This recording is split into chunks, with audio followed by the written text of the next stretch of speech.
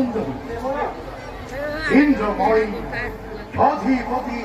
স্বর্গরাজ্য বিধাতাই শাসন করি দেবতা সকলক অর্পণ করিলে স্বর্গ রক্ষার ভার কিন্তু দেবতা অমৃত পান করি অমরত্ব রথের যদিও রাখিব পরায় আমি দেবতার সম্মান কতবার দৈত্য দানবের হাতত পরাজয় স্বীকার করে অশেষ লাঞ্ছনা বুঝিস আমি দেবতা সমাজ দেবতার এই আই নাকি দেবতার জীবন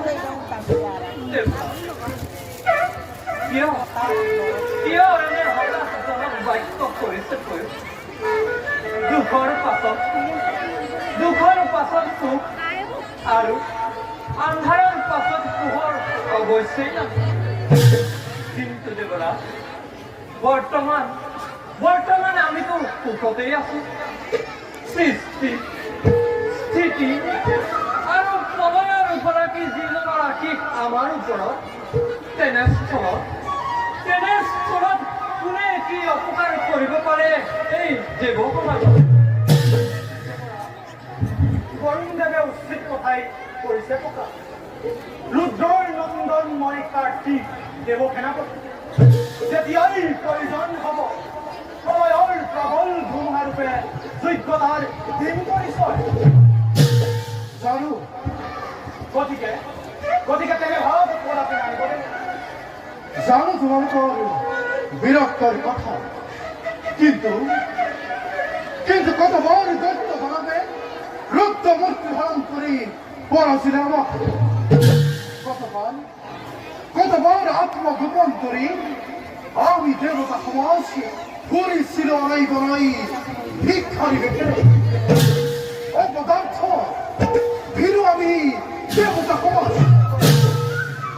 পুরুষ মই দেব পুরন্দর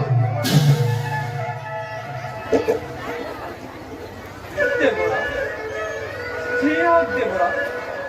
মিছাতে আপুনি অস্থিৰ নহ'ব যদিও বা দৈত্য দানৱে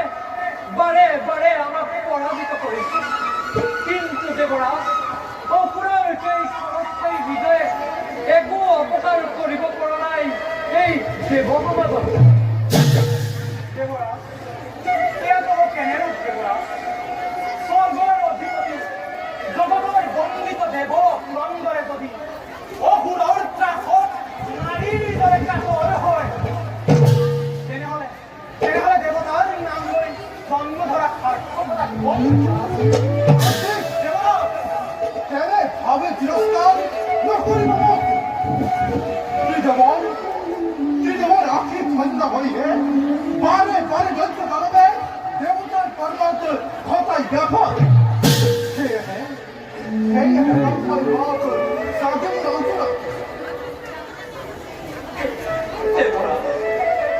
ভৱিষ্যতৰ চিন্তা পৰিহাৰ কৰি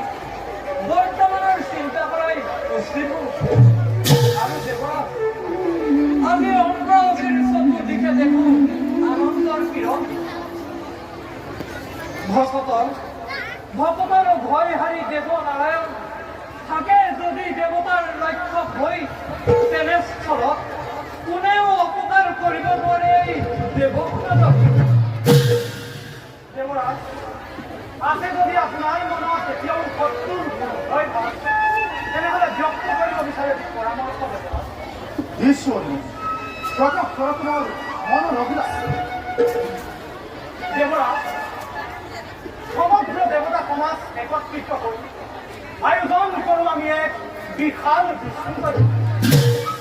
এই যজ্ঞ সম্পন্ন হ'লে কিঞ্চিত মাত্ৰ চিহ্ন দেখা দিব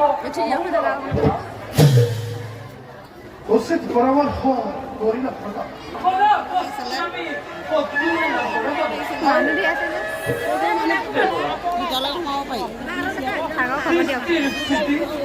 আৰু প্ৰলয়ৰ অধিকাৰী আমাৰ ওপৰত যেতিয়া আশীৰ্বাদ আছে তেতিয়া কোনেও আমাক অপকাৰ কৰিব